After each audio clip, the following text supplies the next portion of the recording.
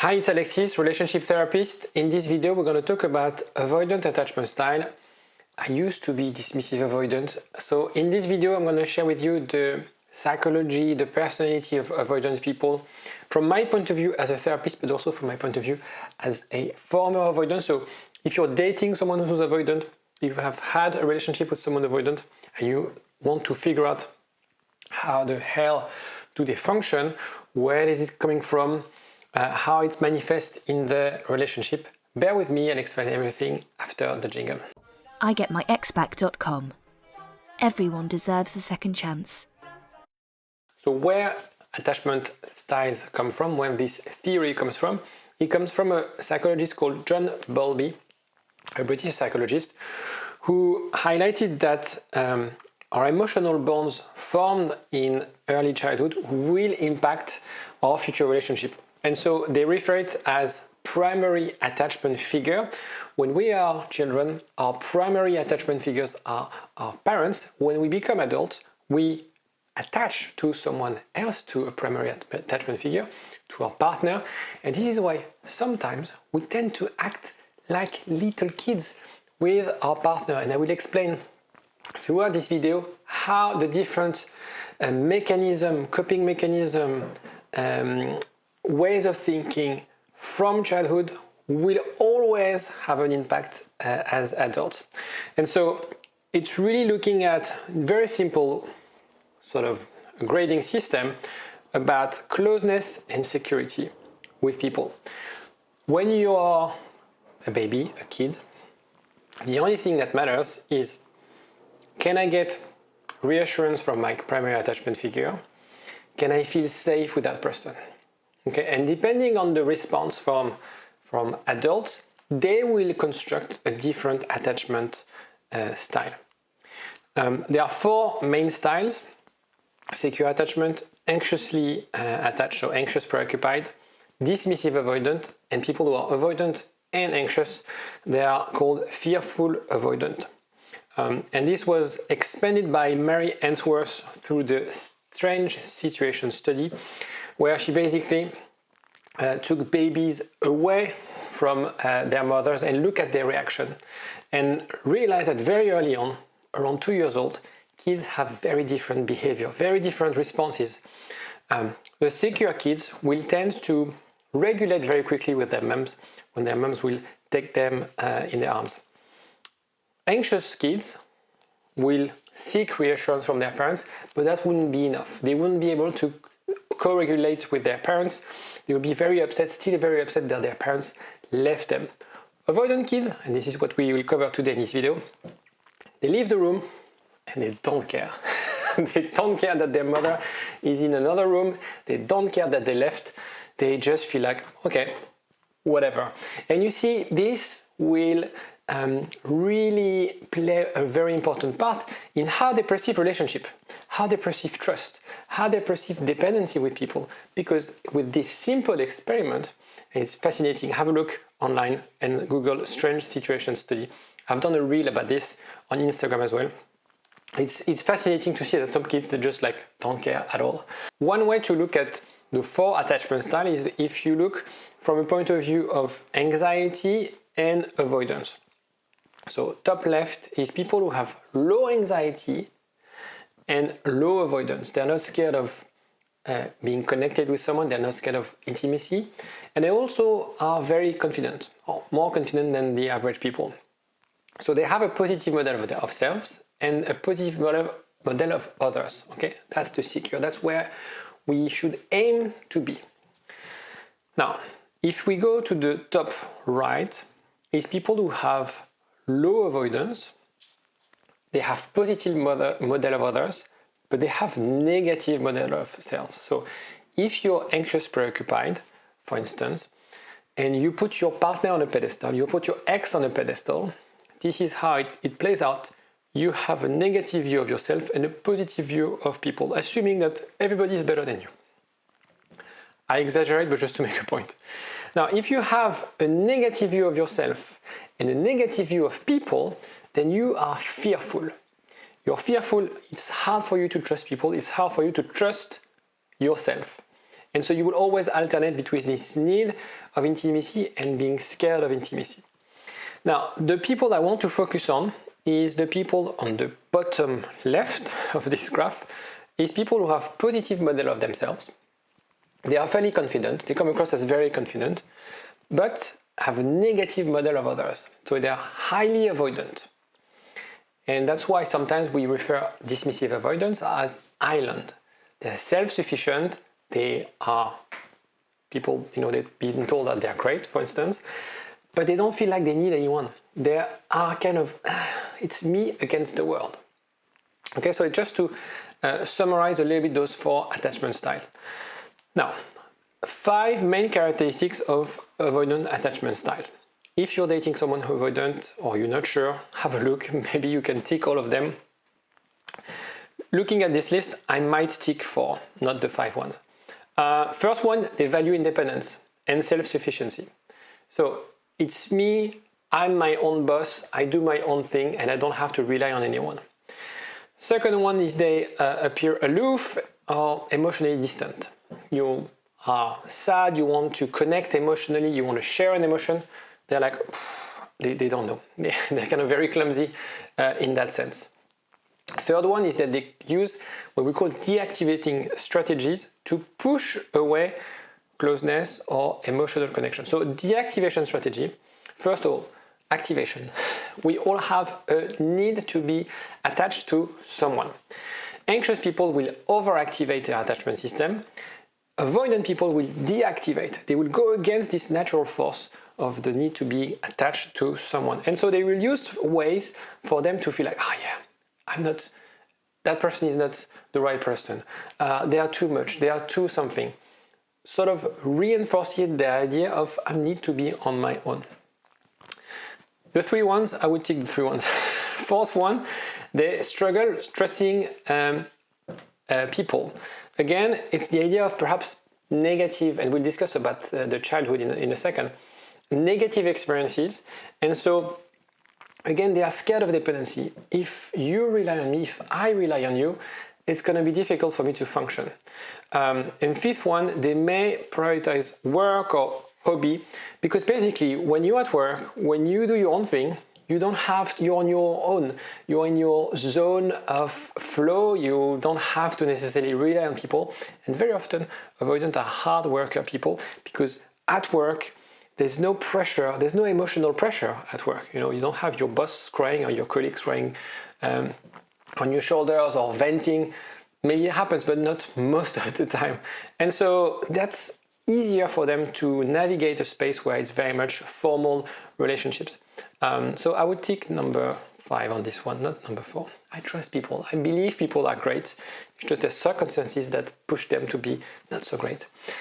So origin of avoidant attachment, and I will detail those origins in a second, looking at where it comes from, but also the narrative, the story we tell ourselves when we are avoidant, because those stories will determine and will impact how we perceive, how we communicate, how we behave with our partner.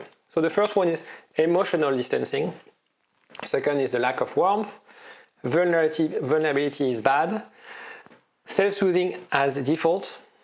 If there's something wrong, I need to do it on my own. And independence is key. So there's kind of, you see overlaps around independence, distancing, etc. But you'll see those fifth one are very, very really define well the different sort of coping mechanism that avoidant will have developed in childhood.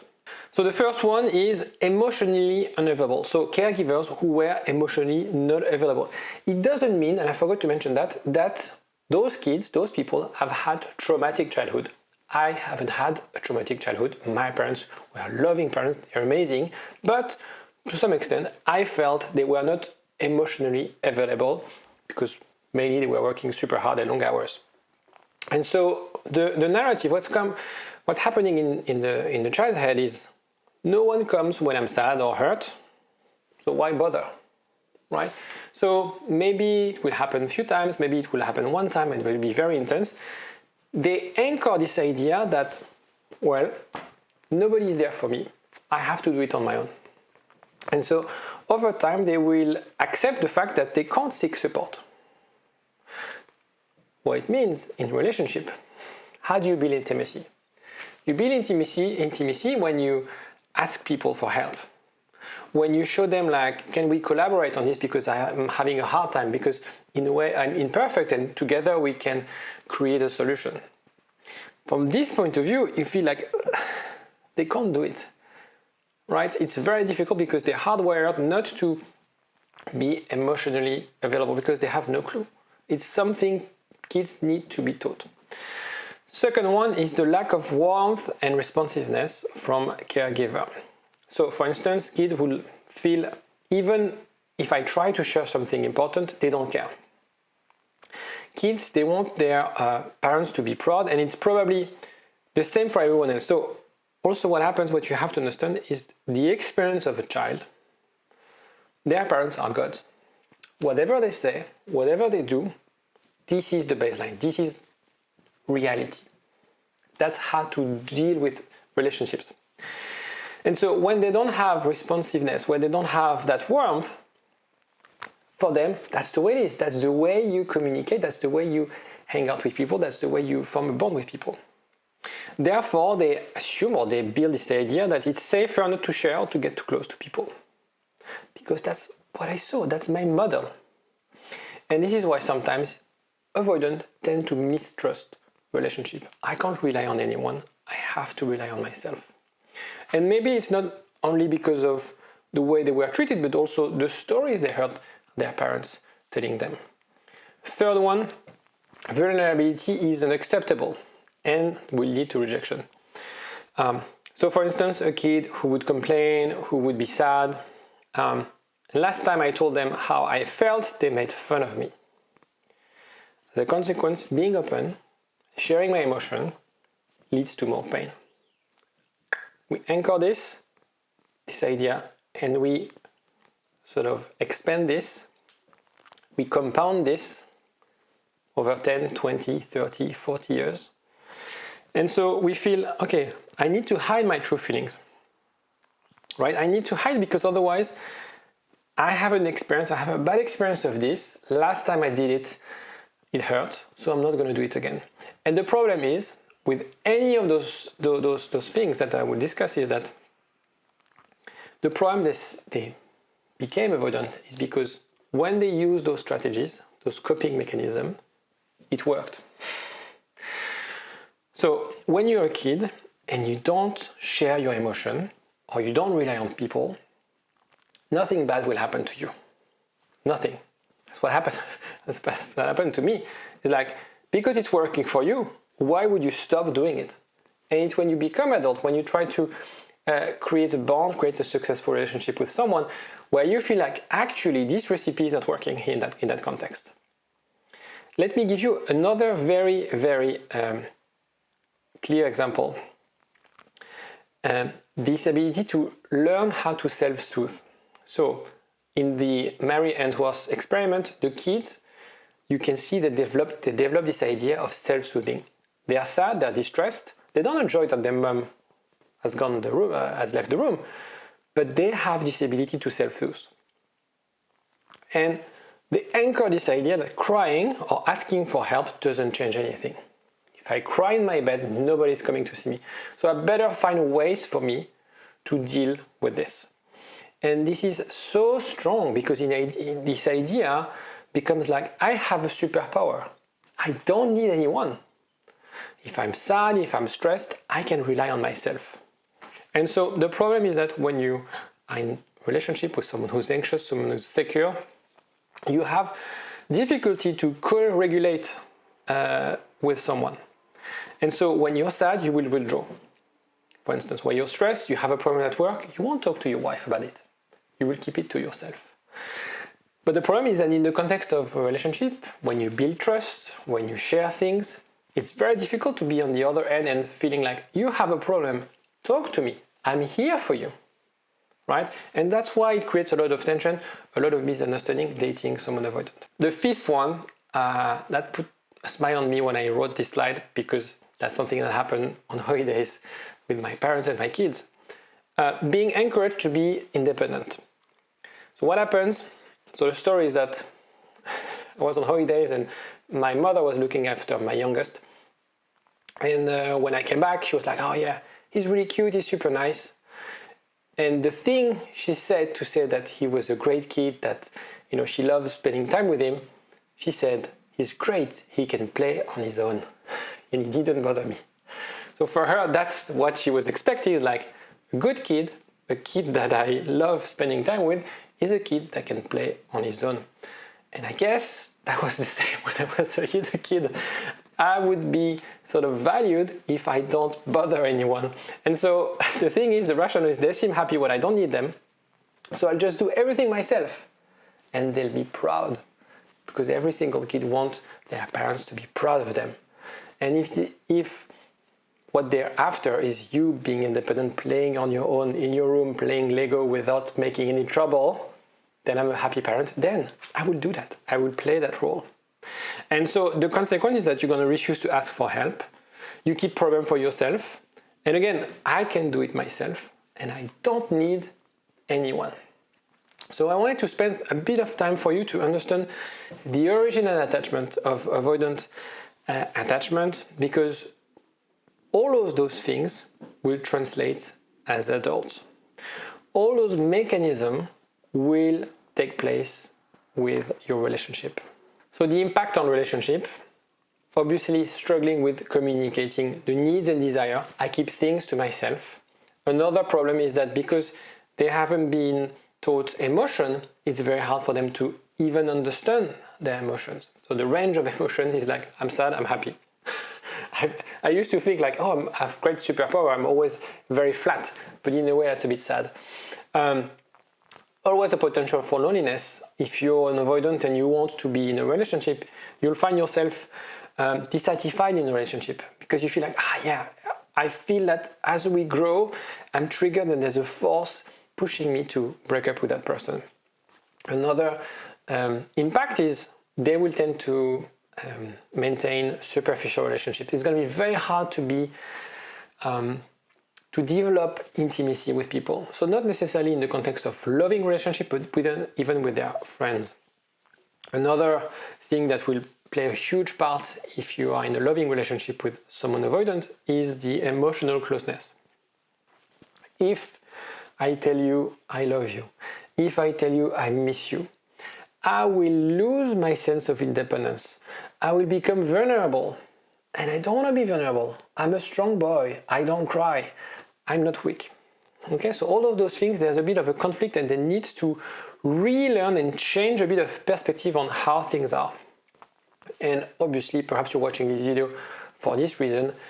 Sometimes they create distance because they feel the relationship is too overwhelming, putting too much pressure on their independence, and they prefer to leave the relationship, to break up with their partner.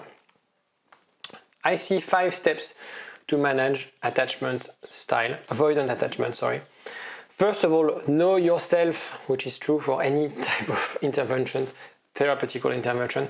Understand the triggers and the automatic response. When you're fighting, you will withdraw.